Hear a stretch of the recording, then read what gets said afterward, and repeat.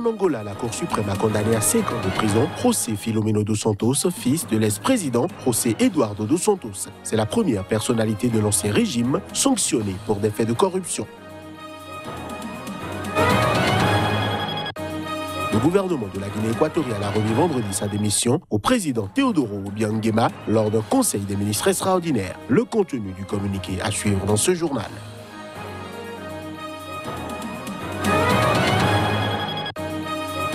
La justice du Malawi a condamné la police à indemniser 18 femmes victimes d'agressions sexuelles par les forces de l'ordre. Les scènes remontent à la répression de manifestations en 2019.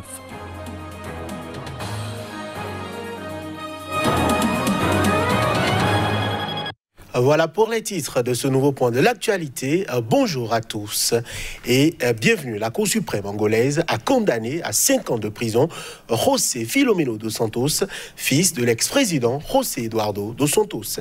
C'est la première personnalité de l'ancien régime sanctionnée pour des faits de corruption. Reportage. Depuis le départ en 2017 de José Eduardo dos Santos, après 38 ans au pouvoir, son successeur João Lourenço a limogé au nom de la lutte contre la corruption tous les proches que l'ancien président avait placés à la tête des institutions, des entreprises publiques et de l'appareil sécuritaire du deuxième producteur de pétrole d'Afrique subsaharienne. Dirigeant du Fonds souverain angolais entre 2013 et 2018, José Filomeno dos Santos était accusé d'avoir, avec ses 3 co-prévenus, transféré illégalement 500 millions de dollars de la Banque centrale vers le compte londonien d'une agence du Crédit Suisse dans le cadre d'une fraude qui leur aurait permis, selon le parquet, de détourner jusqu'à 1,5 milliard de dollars. Pour les délits de fraude continue, 3 ans d'emprisonnement, et pour le délit de trafic d'influence continue, 2 ans d'emprisonnement. Le prévenu est condamné à une peine cumulée de 5 ans d'emprisonnement. Ces 3 complices présumés ont été condamnés à des peines de 5 à 8 ans de prison. L'ex-patron de la Banque centrale, Walter Felipe da Silva, écopant de la plus lourde condamnation. Les 4 hommes, qui ont toujours clamé leur innocence, ont en revanche été acquittés du chef de blanchiment d'agents. Mon mécontentement se manifeste par le dépôt immédiat d'un recours. La loi nous donne cette prérogative et nous l'utiliserons au profit de notre client. Nous n'accepterons pas cela. José Filomeno dos Santos est avec sa demi-sœur Isabelle, évincé en novembre 2017 du poste de PDG de la compagnie pétrolière nationale La Sonangol, un des symboles du nettoyage voulu par le successeur de leur père. Une autre fille de l'ex-président dos Santos, Welwishia, a été écartée du comité central du parti au pouvoir depuis l'indépendance, le Mouvement populaire de libération de l'Angola, puis suspendue de son mandat de député pour absentéisme et enrichissement illégal. Welwishia dos Santos a réagi à la condamnation de son frère en accusant, dans une déclaration, le président Lourenço d'utiliser les enfants pour viser leur père, plus puissant politiquement. Le mouvement de contestation au Mali, qui réclame le départ du président Ibrahim Boubacar Keïta, a annoncé avoir rejeté une proposition du médiateur des États ouest-africains, l'ex-président nigérian Goodluck Ebele Jonathan. Ce dernier voulait qu'il rencontre le chef de l'État malien. Envoyé spécial de la communauté économique des États d'Afrique de l'Ouest, Goodluck Jonathan a rencontré à Bamako une délégation du mouvement du 5 juin, Rassemblement des forces patriotiques du Mali, M5 RFP. Cette rencontre vise à instaurer un dialogue entre le président Ibrahim Boubacar Keïta et l'opposition qui réclame sa démission. Mais tout en posant ces conditions, la contestation a rejeté la proposition de l'ancien président nigérian de rencontrer le chef de l'État. Aujourd'hui, il y a une répression sans nom, suivie de jugements expéditifs que nous ne pouvons pas accepter. Il y a aujourd'hui des détenus politiques issus de nos rangs et nous n'entendons rentrer dans aucune négociation, dans aucune discussion avant leur libération pure et simple. Pas des libertés provisoires, mais des libérations définitives. Il y a eu des tueries dans ce pays, 23 morts. Et à ce jour, il n'y a aucune indication sur les auteurs, sur les commanditaires et sur les complices. Nous pensons que cela est inacceptable. À défaut de sanctions judiciaires, on aurait dû aujourd'hui administrativement nous dire qui est responsable. qui a donné l'ordre et qui est complice. Aussi longtemps que cela n'est pas fait, nous ne serons rentrés dans aucune logique de discussion. Nous avons indiqué que nous ne refusons pas de rencontrer M. Keïta, mais que nous le rencontrerons pour discuter uniquement des conditions de son départ. La crise actuelle qui fait craindre à la communauté internationale que le Mali s'enfonce dans le chaos a vu le jour début juin. Ceci après l'invalidation d'une trentaine de résultats des législatives de mars-avril par la Cour constitutionnelle dont les membres ont depuis lors été remplacés. Je l'annonçais en titre, le gouvernement de la Guinée équatoriale a remis ce vendredi sa démission au président Teodoro Obiang Nguema. C'était lors d'un conseil des ministres extraordinaire. Plus de précisions à travers cet élément. Le président Teodoro Obiang Nguema a réclamé et obtenu la démission du gouvernement de la Guinée équatoriale.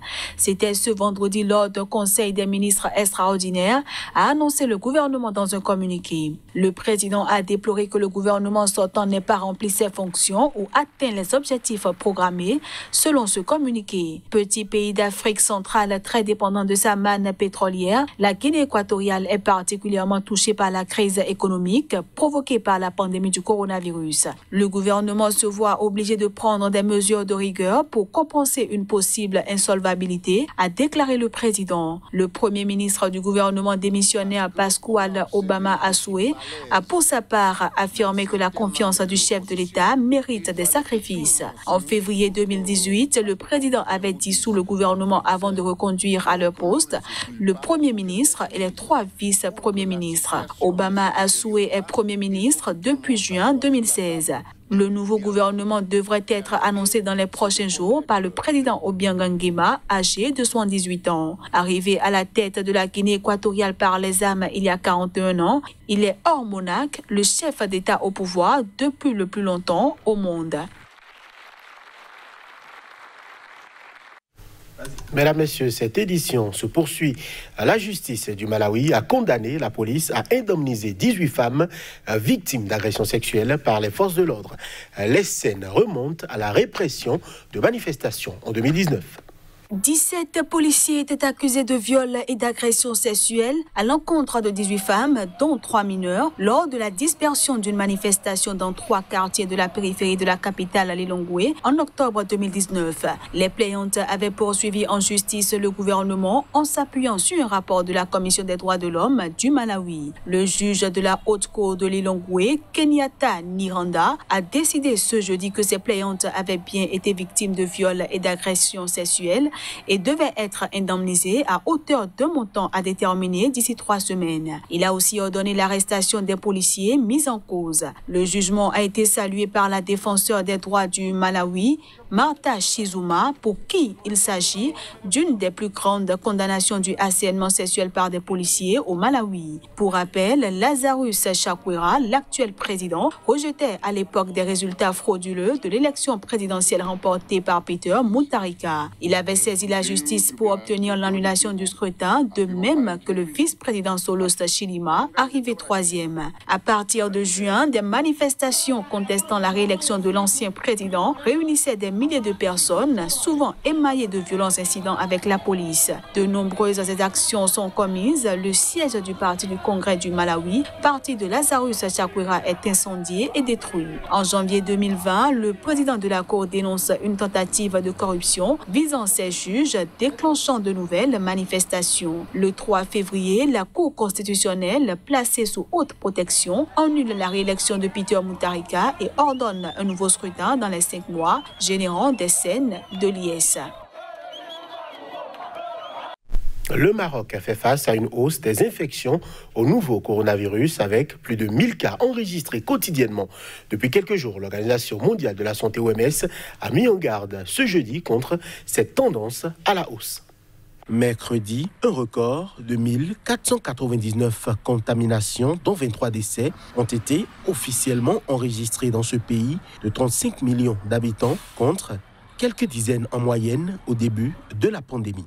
Et si le Royaume a fait état jeudi d'une baisse sensible des cas, un record de 28 décès a toutefois été enregistré. La tendance est à la hausse, à la fois en nombre de cas et en décès, a souligné jeudi le directeur général de l'OMS lors d'une visioconférence depuis Genève. Le Maroc devrait faire plus, notamment pour inverser la tendance haussière que nous observons actuellement, a-t-il ajouté. Jeudi, le ministère de la Santé a décidé que des tests sérologiques rapides seraient désormais réalisés dans les dispensaires de quartier afin d'augmenter les dépistages, selon le site d'information Média 24. Le même jour, 2 nouvelles unités de soins pour les personnes contaminées ont été inaugurées à Casablanca et Tanger, 2 des villes marocaines les plus touchées. Depuis le recensement du premier cas de Covid-19 début mars au Maroc, 37 935 cas de contamination, dont 584 décès ont été officiellement détectés dans ce pays, longtemps vu comme relativement épargné par la pandémie. L'état d'urgence sanitaire, en vigueur depuis mi-mars, a été prolongé jusqu'au 10 septembre, tandis que Rabat a commencé à assouplir les mesures de restriction en juin avec la réouverture des cafés, restaurants et commerces. Mais face à la hausse des contaminations consécutives au début du déconfinement, qualifiée de préoccupante par des médias marocains, les autorités ont imposé des restrictions de déplacement vers et depuis 8 villes et fermé des quartiers abritant des foyers, notamment à Casablanca, la capitale économique, Tanger et Fès. Les frontières restent, elles, fermées jusqu'à nouvel ordre, plongeant le secteur vital du tourisme dans une crise sans précédent. Et ce sera déjà tout pour ce point de l'actualité sur Sika. Merci de l'avoir suivi et très bonne suite de week-end à chacun et à tous.